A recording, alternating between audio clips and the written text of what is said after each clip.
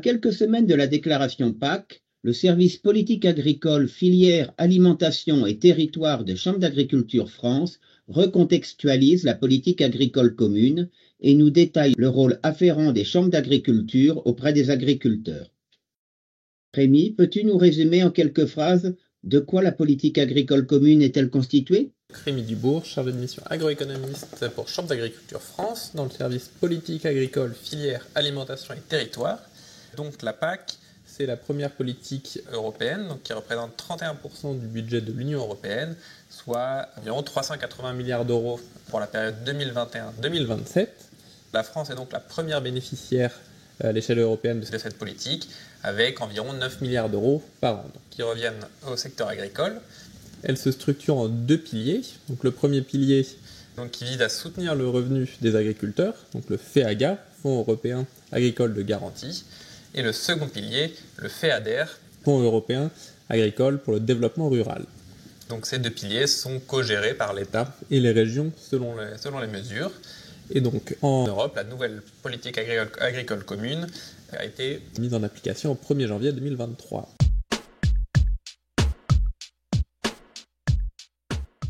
Juliette, en quoi consiste réellement le premier pilier de la PAC? Bonjour, Juliette Grosjean, je suis également agroéconomiste à Chambre d'agriculture France.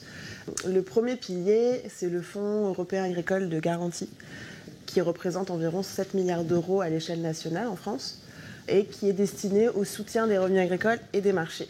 On trouve à l'intérieur un panel d'aides, dans lequel on va trouver deux aides différentes globalement.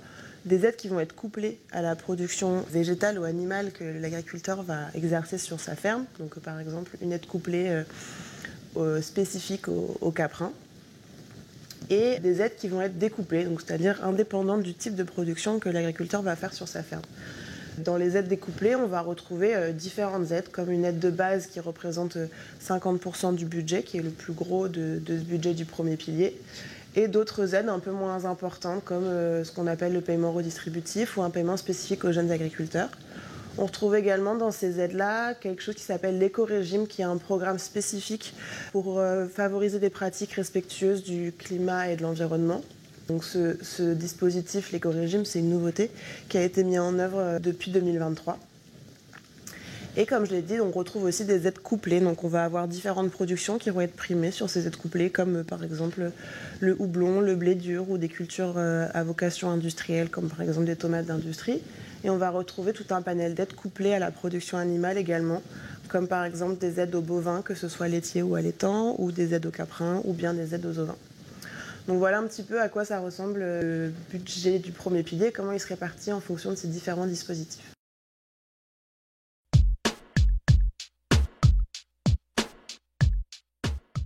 Thomas, peux-tu nous détailler le second pilier? Donc bonjour, Thomas Vian, donc aussi chargé d'études agroéconomistes donc dans le même service que Rémi et Juliette donc pour CDA France. Donc après avoir présenté donc le premier pilier, on va s'attaquer au deuxième pilier. Donc comme Rémi l'a dit, donc le FEADER, donc le Fonds européen agricole pour le développement rural. Donc le budget annuel au niveau de la France, donc pour la programmation 2023-2027, ça représente 2 milliards d'euros.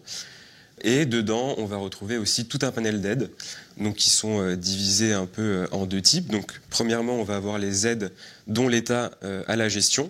Donc, ce sont donc les ICHN, donc l'indemnité compensatoire au handicap naturel, donc qui permet donc de soutenir les exploitations agricoles qui sont dans des zones avec des contraintes, donc notamment par exemple pour les zones de montagne. Il va aussi y avoir donc les aides qui permettent de soutenir l'agriculture biologique.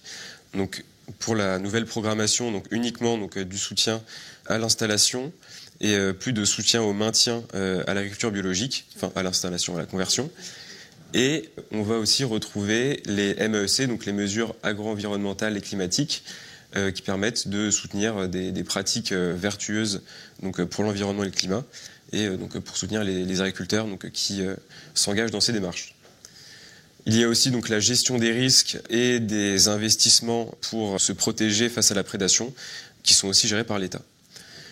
Pour les aides qui sont gérées par les régions, on retrouve tout un panel assez différent, donc que ça soit des investissements sur la ferme, des mesures donc de coopération, c'est-à-dire donc de l'innovation et du développement local, Et on a aussi des mesures d'installation pour les jeunes agriculteurs, la dotation aux jeunes agriculteurs qui est gérée par les régions.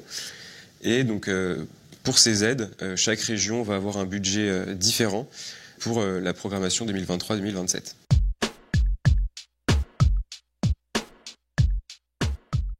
Juliette, quel rôle les chambres d'agriculture jouent-elles dans ce cadre auprès des agriculteurs? Alors, il faut savoir qu'il y a différentes échéances et différentes choses à savoir sur la PAC pour les agriculteurs. Déjà, les agriculteurs, il faut qu'ils soient au courant des modifications de la PAC, des réformes et des dispositifs auxquels ils ont accès. Donc, dans ces cas-là, les chambres d'agriculture, elles font de l'information.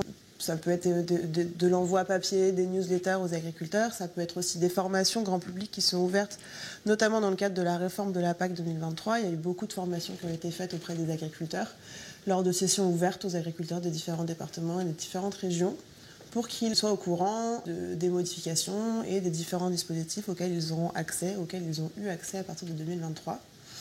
Ça a pu être aussi des simulations d'évolution d'aide qui ont été réalisées en amont de la réforme de la PAC pour que les agriculteurs puissent se projeter dans les modifications des aides, dans les montants qui ont pu évoluer en 2023. Et dans un dernier temps, la plus grosse action des chambres sur la déclaration PAC. Il faut savoir que toutes les aides qu'on a évoquées auparavant, elles ne sont pas dues aux agriculteurs de manière immédiate. Il faut qu'ils en fassent la demande. Pour ça, il y a une déclaration PAC qui est faite sur le site Télépac qui ouvre entre le 1er avril et le 31 mai chaque année. Et donc, pendant cette période, les agriculteurs peuvent se faire accompagner par différents organismes de services, dont les chambres font partie.